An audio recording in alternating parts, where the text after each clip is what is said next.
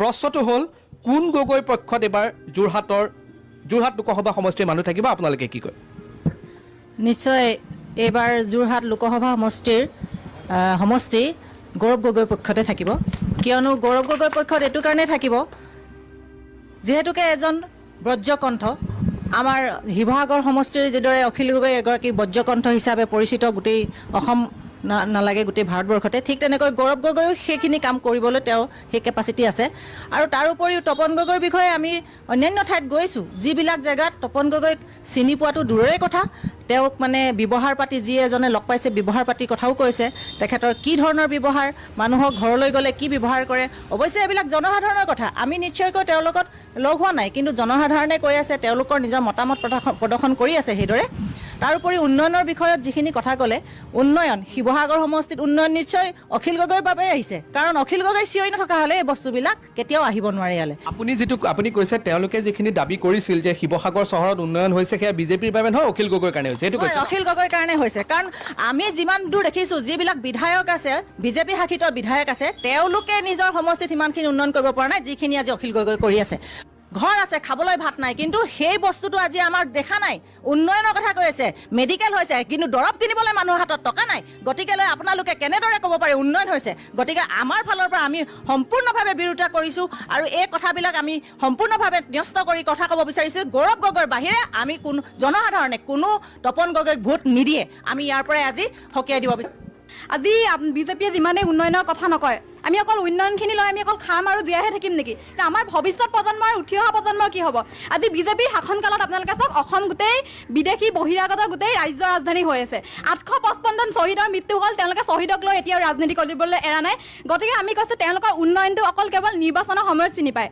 আৰু আমি কৈছোঁ এবাৰ যোৰহাটত গৌৰৱ গগৈ জয়লাভ হ'ব আৰু তপন গগৈ এবাৰ হাৰিব কাৰণ তপন গগৈ এজন নিমাতী কইনা আৰু যিজন ব্যক্তিয়ে তেওঁলোকে চবেই কৈছে তেখেতে আছুৰ পৰা অহা ছাত্ৰ সংগঠনৰ পৰা অহা অসমত ইমানকেইখন মাতৃভাষা মহাবিদ্যালয় স্কুল LP স্কুল বন্ধ হ'ল তপন গগৈ তেতিয়া ঘৰতে থাকিলে আৰু চিকিৎসাৰ কথা তেওঁলোকে কৈ আছে আপোনালোকে যদি জয়সাগৰ মেডিকেললৈ যায় চিকিৎসা ফ্ৰী হয় কিন্তু তাত এটা দৰৱ নাপায় আয়ুষ্মান কাৰ্ডৰ এটা দৰৱ নাপায় আপোনালোকে যদি এতিয়াও যায় আৰু তাত আল্ট্ৰাচাউণ্ড কৰিবলৈ দিয়ক আজি যদি তেওঁলোকে টিকেট লয় 10 দিনৰ মূৰত আল্ট্ৰাচাউণ্ড কৰিবলৈ মাতে এয়াই তেওঁলোকৰ উন্নয়ন হয় কওক কি ক'ব গৌৰৱক ৱেলকাম জনাইছোঁ কিয়নো যেতিয়া নিৰ্বাচন হয় নিৰ্বাচন হ'লে এজন শক্তিশালী প্ৰতিদ্বন্দ্বিতা লাগে আৰু শক্তিশালী প্ৰতিদ্বন্দ্বিতা নহ'লে নিৰ্বাচনটো নিশ্চিতভাৱে আমি সফল ৰিজাল্ট নাপাওঁ সেইবাবে গৌৰৱ গগৈয়ে তপন গগৈ এগেইনষ্টত প্ৰতিদ্বন্দ্বিতা কৰিছে তাৰ বাবে আমি ৱেলকাম জনাইছোঁ আমি এতিয়াহে আমি বুজি পাম যে আমাৰ সঠিক প্ৰাৰ্থী কোনজন আমাক উন্নয়ন কোনে কৰে নিমাতী কন্যা বুলি কৈছে নিমাতী কন্যা হ'লে আজি 17 বছৰে এটা জাতীয় সংগঠন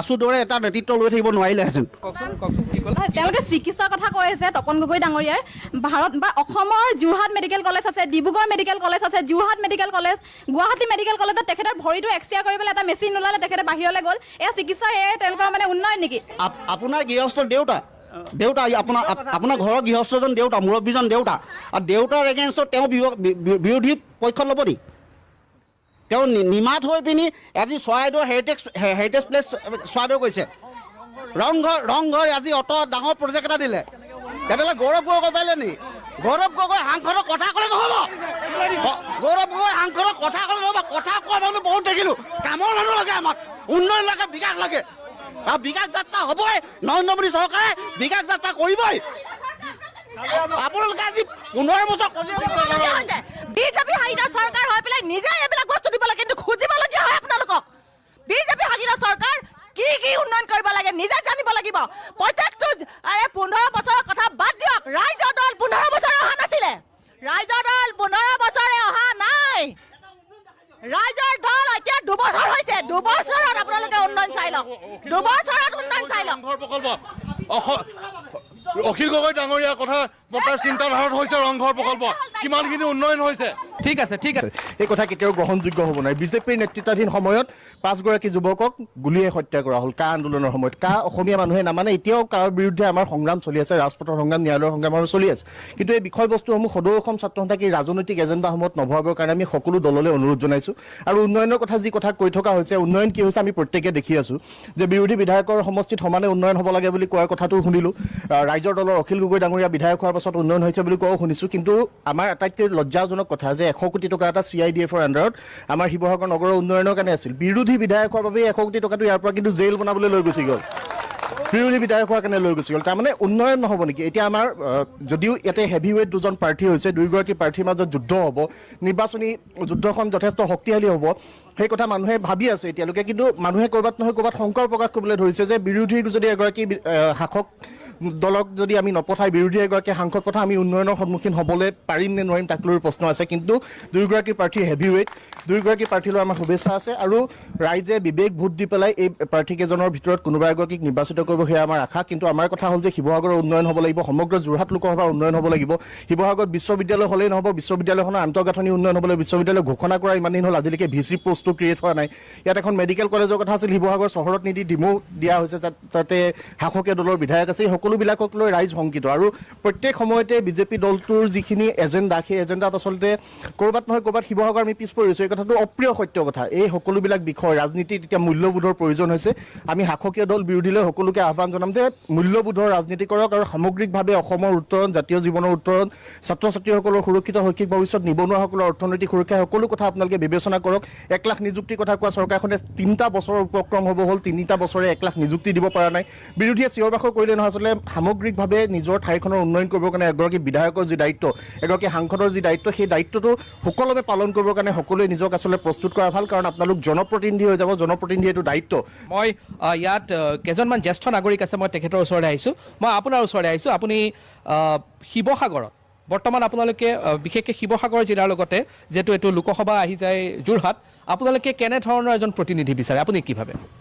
চাওক, এই যোৰহাট সমষ্টিটোত ইয়াত সন্মানীয় সমষ্টি, কিন্তু অতি দুৰ্ভাগ্যজনক কথা যে এই সমষ্টিটোৰ অন্তৰ্গত শিৱসাগৰ জিলাৰ সামগ্ৰিক উন্নয়ন মই যদি আৰম্ভ কৰোঁ পৰাধ্যৰ চলীয়া ছাৰৰ পৰা এতিয়ালৈকে বৰ্তমানলৈকে, কিন্তু শিৱসাগৰ জিলাখনৰ কিন্তু সামগ্ৰিক উন্নয়ন আমি বিশেষ একো দেখা পোৱা নাই।